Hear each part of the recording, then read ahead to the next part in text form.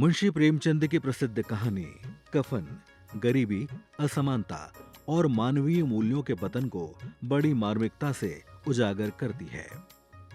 कफन एक चरित्र और वातावरण प्रधान कहानी है जिसमें जीवन और समाज की विसंगतियों को उजागर किया है। आइए जानते हैं इस कहानी का सारांश। घीसू और उसका बेटा माधव झोपड़े के द्वार पर अलाव के सामने बैठे हैं। अंदर माधव की पत्नी बुधिया प्रसव वेदना से पछाड़े खा रही है। बाप बेटे आलू भून कर खा रहे हैं। घीसू माधव से कहता है कि वह अंदर जाकर उसकी हालत देखाए। माधव चिढ़कर कहता है, मरना ही है तो जल्दी मर ही क्यों नहीं जाती, देखकर क्या करूंगा। इतना कहने के बाद घीसू कहता है, तुम ही जाकर क्यों नहीं देखाते। घीसू ससुर होने के कारण बहू के पास जाने में मर्यादा की बात समझता है और मन में कहता है, उसे अपने शरीर के कपड़ों की सुध नहीं होगी, मुझे देखकर हाथ पांव भी पटक ना सकेगी। घीसू और माधव दोनों ही कामचोर हैं। घीसू एक दिन काम करता था तो 2-3 दिन आराम करता था और माधव को आधे घंटे काम करने के बाद 1 घंटा चिलम पीने के लिए चाहिए होता था। यही कारण था उनको मजदूरी नहीं मिलती थी और अक्सर फाका कसी हो जाया करती थी। दोनों इतने गरीब थे कि लोग दया करके उन्हें कुछ न कुछ राशि दे दिया करते थे। जब माधव की शादी हुई तब खानदान की व्यवस्था कुछ ठीक हुई।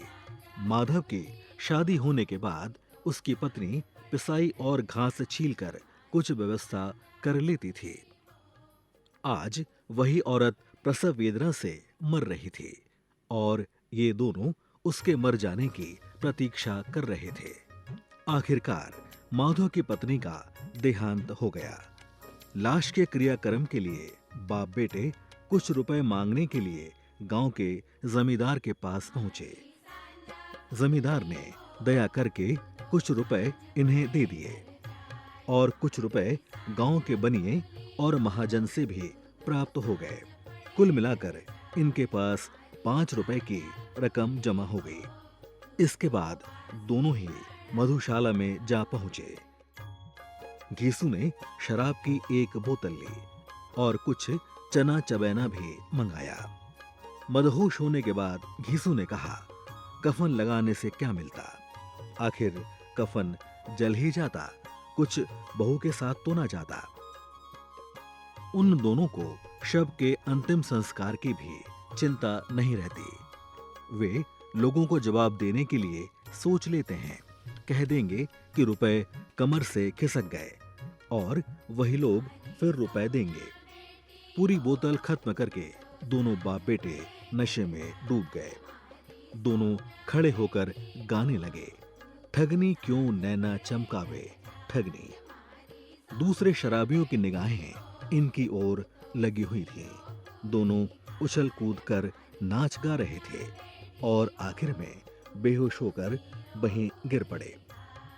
कफन अपने गहन अर्थों में बुधिया के कफन की कहानी नहीं, मानवीयता और नैतिक बोध के कफन की कहानी है। ये उस हताशा की कहानी है जो मनुष्य को अस्तित्व के आदिम स्तर पर ले जाती है, जहां हर अच्छे बुरे का लोप हो जाता है। बुझे हुए अलाव, मरती हुई बुधिया और कफन बेचकर शराब पीते पिता पुत्र की पृष्ठभूमि में वह समाज व्यवस्था जो सबके लिए उत्तरदायी है, उसको प्रेमचंद ने बखूबी दर्शाया है।